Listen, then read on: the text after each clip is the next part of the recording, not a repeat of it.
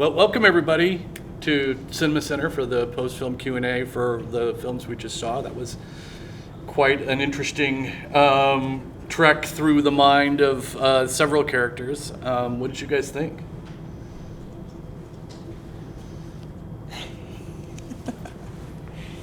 I thought they were such different films in the sense that, in a way, you could, with the second film, you could see just it was a very slow, just his world.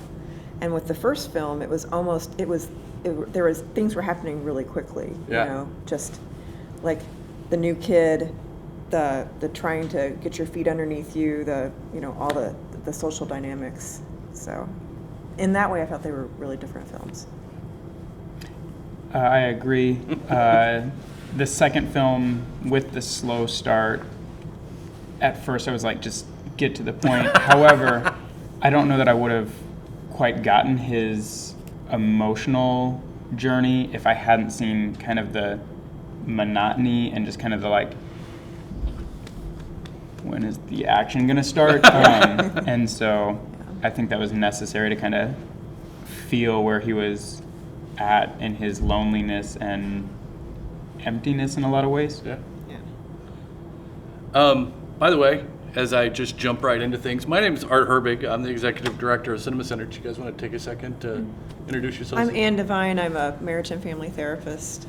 And I'm Drew Heiniger. I teach history. To teenagers. To teenagers. Yes. Yeah. One of the things that in the first film, I found it really interesting, the ways in which they had to navigate the politics of masculinity. Whereas in the second film, I always feel like films like that make me want to the frustrating thing we have with resolution, where at the end he has to have made up the relationship with the son, but I don't know if he earned it. You know what I mean? And I feel like, we use these plot tricks, right? I quit drinking. Oh, good. Well, everything's solved. And it's those kinds of films oftentimes for me are a frustration, because I just want to it's great that you've started on a journey toward, but I'm almost more interested in that story, right? The one that starts when he quit drinking rather than the one that ends with it. Mm-hmm. Because these kind of character stories for me, they're a struggle, because it's just there's more to this here, and there's more to overcoming this than this little plot device allows us to have. You know what I mean? In the short film, I feel like, you maybe get a little bit more of that, because you want the character to not just leave him alone, he's not worth it, but to say, no, this is a friend of mine. Yeah. I like this person, I want to spend time with this person, but instead the last shot is just the character alone on top of the crate, just by himself again. And so, as much as you want the character to evolve, change, he doesn't, and it just kind of leaves you maybe a bit more. But I thought that the work they did in that film was almost better, because you do have this moment with that character where you're like, yeah, you know what? You had your chance. He had his chance. He stepped up, and now you've got to deal with the fact that you weren't the one that had that kind of empathy for somebody. Mm-hmm. And I almost thought the work that was done in that film was more compelling, at least to challenge how we traditionally think about these things. I mean, I was thinking in terms of that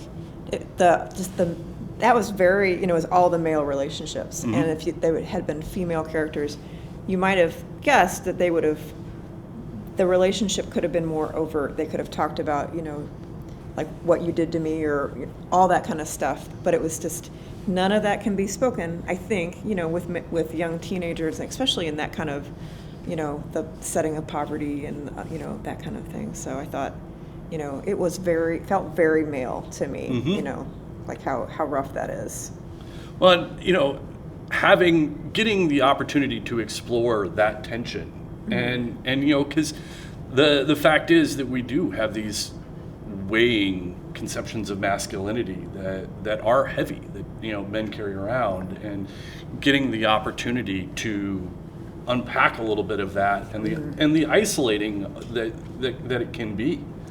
You know, and in the little short time they had at the beginning of the film, I thought that they did some really nice work of the weight of that and how that can weigh us down. Yeah.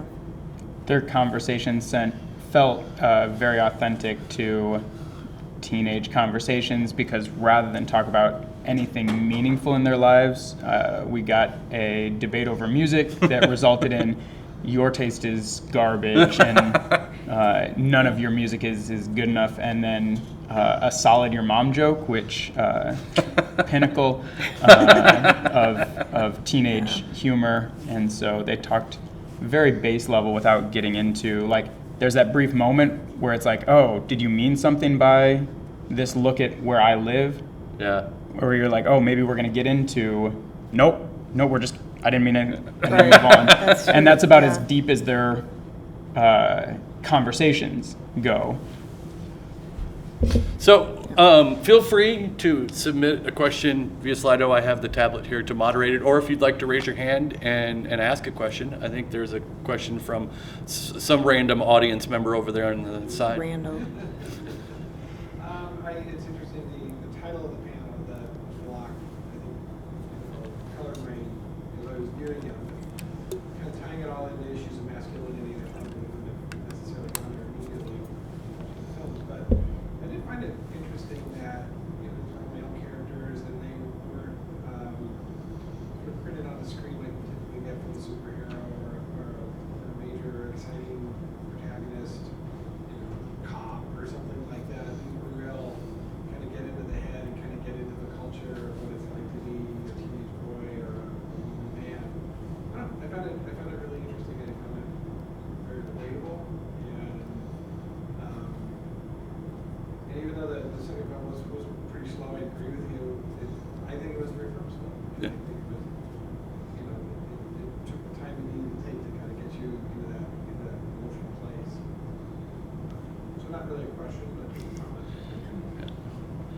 I struggle with that because, you know, the empathy we feel for this character, right, which is what they're spending so much time building at the beginning. I just feel like we've told that story, right, a lot, and the empathy for the troubled character. I would like to get past having to have empathy for that person. You know, the person that's gonna smack their kid and leave and like these kinds of things. I want that person to have to earn that empathy rather than having to continue to be a type of character that we have to sit with a lot. And that type of man we have to sit with a lot, it seems like. Yeah, he wasn't, you know, I kind of, there was a piece of it, you know, if you stretch, you know, he was an addict, he was an alcoholic, and so he was just doing that subsistence living. But probably, you know, he would have, that was the whole game. It's like barely live, barely have any relationships, and drink. And yeah, it's hard to feel empathy for that, you know. So we don't know what he was running from, you know, if there was a hero story, you know, but probably not to abandon your girlfriend and your child. So, like I said, I feel like the movie I wanted was the movie on the back end, right? Once he's quit drinking, what are the steps in the process he goes through to be the kind of person that I potentially want to have empathy for? Yeah. Other questions?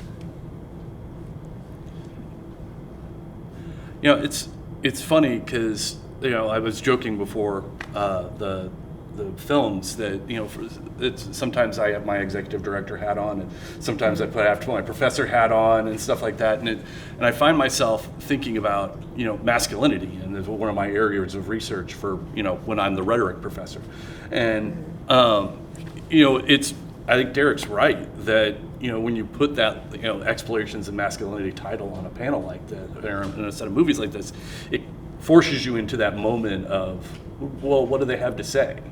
You know, what? Yeah. And so it's really interesting to me to kind of think about what these kinds of films have to say about masculinity and those kinds of things. And so, you know, it's funny. I know as a teacher also, that you have a lot of, you have students that are going through these things and that kind of thing. And I'm wondering, what kinds of things, how do you talk about it with your students and with your patients? Like, how does masculinity come up as part of your conversations? Yeah, so in history class, we explore a lot looking at gender norms and gendered expectations. The conversation that most comes to mind in relation to that is, I used to teach U.S. history. I'm now a world history teacher, so that's a big change. But in U.S. history, there's that 70s kind of stagflation and like the loss of jobs as jobs go overseas. Also during the Great Depression in the 1920s and 30s, late 20s, early 30s, where a lot of these jobs are lost, and looking at that expectation of masculinity as breadwinner and provider, and when that goes away, how men have to deal with that. And I've had some good conversations with students as far as like, where that leads and where that identity being tied up in occupation and in providing through labor, how that can lead to then depression, substance abuse afterwards when that identity is broken or taken away. Yeah. How about you, Ann? How does it come up in your work? Oh, just like the generational sort of trauma in terms of, I always, when I have new people come in, I always ask them about how their family was. What did it look like, and what was the relationship with mom and dad? And so it's very, very interesting. And I don't know. I think what I love about part of what I do is that the kind of family you've had doesn't dictate what you're going to be, but sometimes you respond in a strong way. I want to be like dad. I don't want to be like dad. And I would imagine that, the cool thing about the first movie is that those kids, there was no mention of dads. You don't know if a dad was around. You don't know if they were living up to the soccer. I don't know what you thought. So the soccer player, and he said, "Pa, was that his dad or like a brother?" He looked very young. Yeah, he did look very young. So I don't know. I didn't understand that, but there was some sort of relationship there. So Yep. he was not completely alone. So I don't know. It's interesting. So we have a crowd question. What kinds of non-typical masculine identities or relationships do you think we should see more of on screen?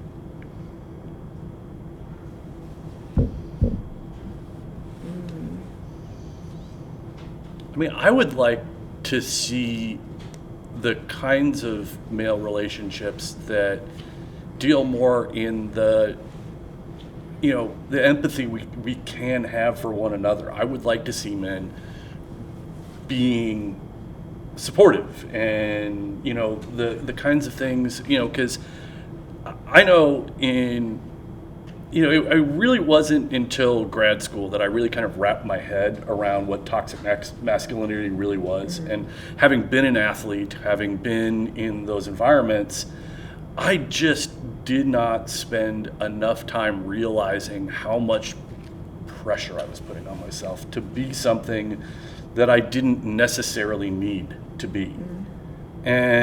And I, the overcoming obstacles, American dream, bootstrap story, to a certain extent, I'm done with. Because, what's lost in those stories is none of those people really succeed without the people around them and the support and the opportunities provided by others and the paths that are created by the people who came before them. The interconnectedness of humanity is something we almost like to vilify in our stories. We almost like to make it the villain. And I just, I really would like to see more of the connectedness. I don't know. I think it would be like if you would see friendships and that the people that are different, the boys, that are different are just as included as like the stereotype athlete, Yeah. So I mean, that's always interesting and nice to see, but I don't know how, I don't know how the weirdos or the outsiders do like what you've seen. I mean, do you feel like they find their people, or do they have a tough go of it? Yeah, I would say, for guys that don't quite fit, the norm of masculine interests, they tend to find, their group, but often that means a lot more female friends because they don't relate to that traditional masculinity. I would say I see more of those guys kind of ending up in a female-centric group, and not that there's anything wrong with that, but I don't see a ton of those students forming like cliques of guys that don't quite fit. It's like one guy with a handful of female friends, and right. That tracks from back when I was in school for sure. Mm-hmm. Yeah. So we had another question from the audience. How do you see the patriarchy impact masculinity in your profession?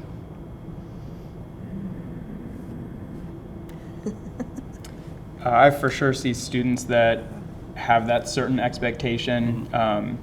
We were talking about, we had to make a school announcement not to bring in blankets because of sanitary issues, and it got us into a discussion on bed bugs, and I mentioned that a friend of mine, his house had bed bugs, and so I had told my roommate at the time, go hang out with him, just not at his house. Don't get bed bugs. You want to go watch a game at Buffalo Wild Wings, great. You want to go to a movie, great. And I had a male student that was like, go to a movie? Two guys going to a movie? And that was well, you don't do that. And I'm like, do you just not have friends? I don't know. I'm like, oh, that's too far. That's pushing the gender bounds to I don't know, just go hang out. The Buffalo Wild Wings, okay, that's a neutral masculine place. We can watch a game, eat some wings, but whew.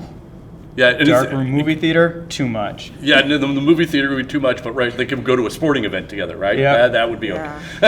And so there's that policing of acceptable and unacceptable, the no homo type of comment, oh yeah, I like hanging out with this person, but no homo, just to be clear, platonic, and needing to safeguard that because not wanting to be perceived in that way is still very much a thing that I see.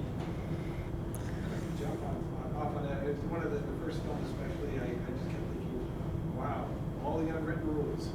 So many. You can feel them, you can sense them. Nobody really said anything terribly meaningful or communication was good. But man, a lot of communication.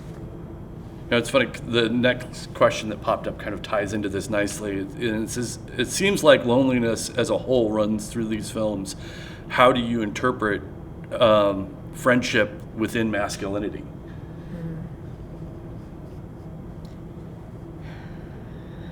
This is kind of an aside, but I work with mostly adult people, and one of the couple issues is that the men struggle to have friends. They have their partner, but male friendships after a certain age, unless you have them from way back, it's really they're very, it's hard to do, and it makes me very sad because that's it's a big opportunity lost. But loneliness. Yeah, we get isolated just to our very, very tiny groups. I would agree with that. I mean, that putting yourself out there just to make a friendship almost feels like a bigger leap sometimes than just asking a traditional heterosexual partner out on a date. Almost feels like a bigger so maybe we get a pizza and watch a Marvel movie. Trying to bridge that, unless you have a set activity here is a safe, acceptable thing to do. Just hanging out, talking on the phone feels forced. Yeah. Yeah. It's really funny. I have a very close friend from college, and my friends from college kind of all dispersed after college. It wasn't like, I find that a lot of, people in here when they from here when they go to college in Fort Wayne, they stay in Fort Wayne. They've been in Fort Wayne for most of their lives, and I'm originally from California, and a lot of my friends left California after college. They went to D.C. and worked in politics. They were, all over the place. And very consciously one day, my closest friend said to me, he goes, "We've just got to normalize saying I love you to each other because we just don't see each other enough and talk to each other enough the way we should." And it was really striking to me because it's like, yeah, why don't, I do. I love him and I miss him when, I don't get to see him. And why don't we say that? and it was like a very conscious thing he wanted to say. He wanted, we need to normalize this because we don't have enough time together to get to share the experiences we want to have. And it really was this kind of striking moment of, that makes sense. Yeah.